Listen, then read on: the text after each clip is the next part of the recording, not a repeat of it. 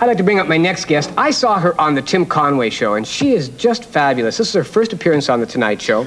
Tim Conway Show is on another network on Saturday nights. Would you please welcome Maggie Roswell?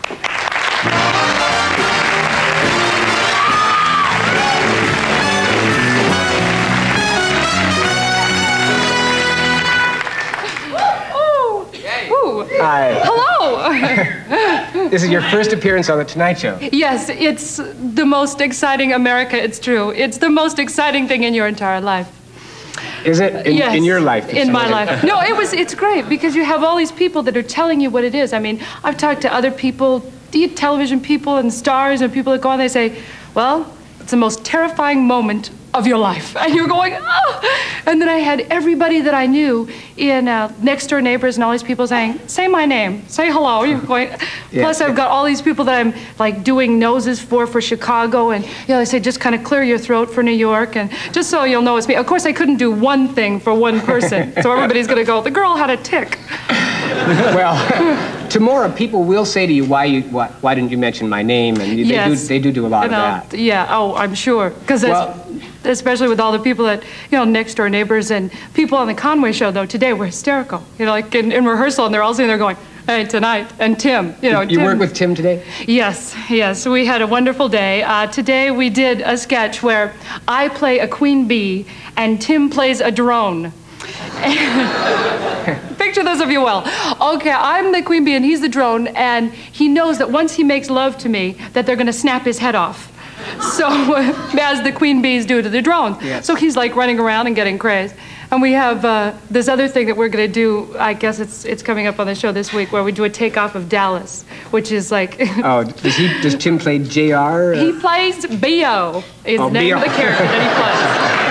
Yes, you can get like a little, insight to what it is. He plays B.O., and I play two characters. I get to play Lou Ellen, his wife, not Sue Ellen, Lou Ellen. And then I get to do Carmelita, the Mexican maid, which is very sudden to me. I get to do this crazy man, and coming in and working with Tim is so nuts because he's like, you're always going back and forth, kind of going, hello, Tim. He's not used to working with women. So. Well, not only, but you're great at accents. I mean, you have a range of accents. Yeah. See, I have no, as a comedian, it was always very rare. I have no range whatsoever. From Second City and everything? No, Second City. I do. I have a sound that I do, which is it's the only thing. It's he walked down the street. She opened the window. He tried to rape her. She screamed. That's it. I have no... I used to tutor them. It was great because you tutor people, and people have to have an ear for dialects usually. And it's like, it's kind of musical. And so the accent, like the one that I did with Carmelita, this whole accent like this, is actually not even, like, I'm part Mexican. I'm from Los Angeles. And like part...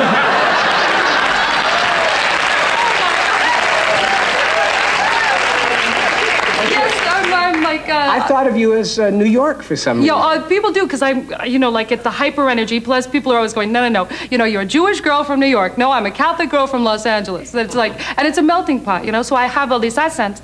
So one of the accents that I do, the kind of accent that I do, though, is Puerto Rican. This, because he's talking fast. When you're talking with a Mexican accent, it's usually quite slow. It's different. So the accent, so I was, teaching people things, different accents, but you get people in there that, like, have speech impediments, which they don't know that they have. There's just little slight ones, like, people with lateral lisp, or they're saying, excuse me, can you teach me just a little something? Oh, that's... You're like going, well, first we're going to work on a small problem that we have here. And I'll work with these people. Are these people aware of their problems? No. In fact, there's one man, what I tell you, what he does, I mean, it's so subtle that you start getting so nuts when you listen to him, because I can't listen to him anymore, and I'm sorry, Tom Brokaw, it's true. He has an L problem, which is you drop your L's. So if you notice, instead of saying lovely Los Angeles, they'll go lovely Los Angeles. And you'll go, yes, and we're here talking about lovely Los Angeles, and you're going, what happened to the L's? And every time, and people can kind of listen to him, and pretty soon you're going, and then you can't stand it. You're going, don't say an L, please, no. What, is this a class you tutor? Yes, well, it was just, tutoring different dialects and doing accents and teaching people about diphthongal changes and actually teach them lilts, like Argentinian kind of Spanish. Has a little kind of like don't cry for me. Great. You know? See, just a little bit. So you know, it kind of goes up and down. It's and different kind of Southern accents. You know, like real Texas hard R accents, or you know, kind of getting back kind of Georgia accent, what's kind of down. So it's like there's all different kind of things. And most of the characters that I do on Conway. It's so mysterious to me to be. Oh, it is, and it's always always expecting somebody to like tap me on the shoulder and go, "Come on, we know how easy dialects are to do," and then you're out on your ear. Maggie, it says here, I don't know why. I mean, in the notes I saw that. Were you once fat? Yes, I was a big girl with a big talent. I was. You weren't fat. Yes. Oh, but I love those little cries. It's like so embarrassing to me. Like how fat? How fat were you? She was so fat. Were you fat enough to be considered a carpool? I was about 180 pounds. I was not like fat like, I was like fat with, you know, like a big...